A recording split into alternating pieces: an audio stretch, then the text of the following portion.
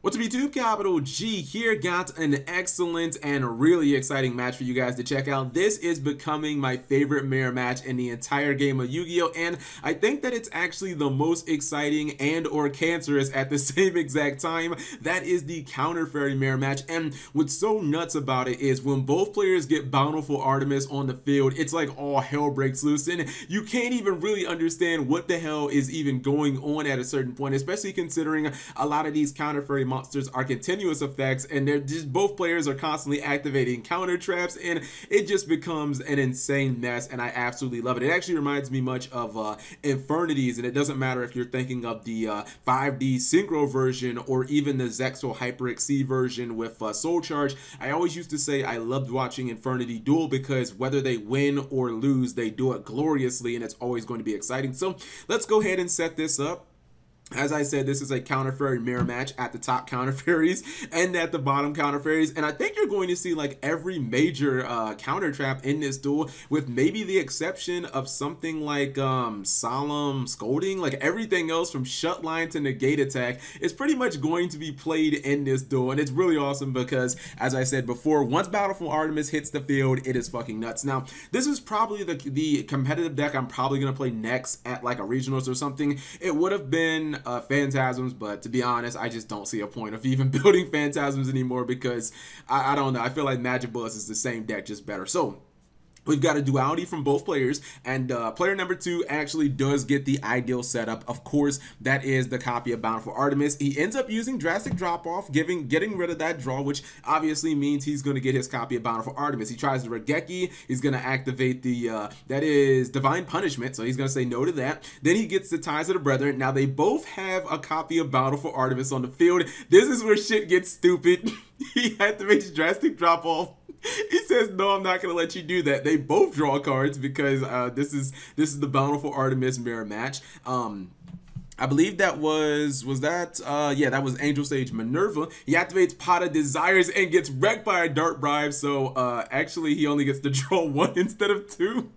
And that deck thinning is real. And I believe he activated Negate Attack, which it's almost hard to keep up because they're just drawing so many cards. But believe me, it's going to get crazier. I know you guys are like, what's going on? When you use Ultimate Providence and then Divine Punishment on a fucking Drastic Drop-Off, just look at the cards that are constantly going to be cycled to each other's hands. And since he has that Minerva on the field, he's actually getting counter traps back to his hand. Look at his hand size. Now he finally is able to get rid of his opponent's Bountiful Artemis. He activates a Drastic Drop-Off. It doesn't matter because every time he gets hit with a counter trap, he's getting counter traps back to his hand. So it's like an endless supply of counter traps, and he's not using any ones that actually you know, allow him to, or he's not using any ones that have costs like battle damage or anything, or excuse me, life point costs like Solemns or whatever. So Dart Bribing, and he's gonna Divine Punishment his, oh, this is where it gets stupid, right? Oh my god. He activates Drastic Drop-Off. He Dart Bribes that. Then he just activates Divine Punishment on his own Dart Bribe. Then he Divine Punishments his own Divine Punishment. So at this point, I was like, yo, I think this guy is like legit trolling because he is negating his own counter traps with other counter traps. At the same time, he is letting this guy draw cards. So yeah, at this point, I was like, I don't even know if he's like, what is he doing now? He did get completely wrecked by a Mirror Force. Isn't that crazy that that is ultimately the card that does him in, his Mirror Force? And Homeboy actually ends up using that Shut Line, which is actually pretty impressive. What was this one? Oh, this was a Recall, which is the counter trap that actually is the Solemn Strike, but it lets your opponent draw a card. So you look at this guy's hand. He has like, what, 15 cards in his hand. He can't do any damage because Negate Attack OP.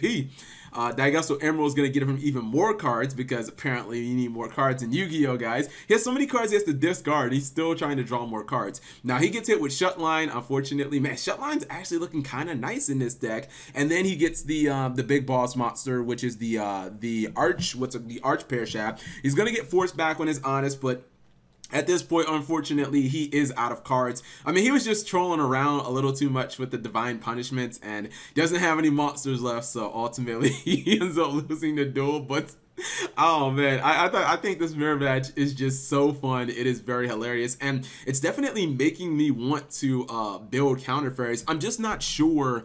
I'm not actually sure which version I should go with. If I should go with like the Sanctuary of the Sky version, or if I should go with the what is this card's name? Freaking name? Guiding Ariadne version, because the Guiding Ariadne version can run like Ultimate Providence and whatnot, and that is kind of like an Infernity Barrier. But then if you run the Sanctuary of the Sky version, then you get to run Divine Punishment, which is like a Solemn Judgment. So definitely both of them have their ups and downs. You guys let me know what you think in the comment section below. If you enjoyed the video, give it a thumbs up. Thank you guys for watching as always, and subscribe if you have not already. This video has been brought to you by Audible. Get a free audiobook download and 30-day free trial at audible.com/MegaCapitalG. Over 180,000 titles to choose from on your mobile device. I'm listening to the amazing I Can't Make This Up by Kevin Hart. Link in the description.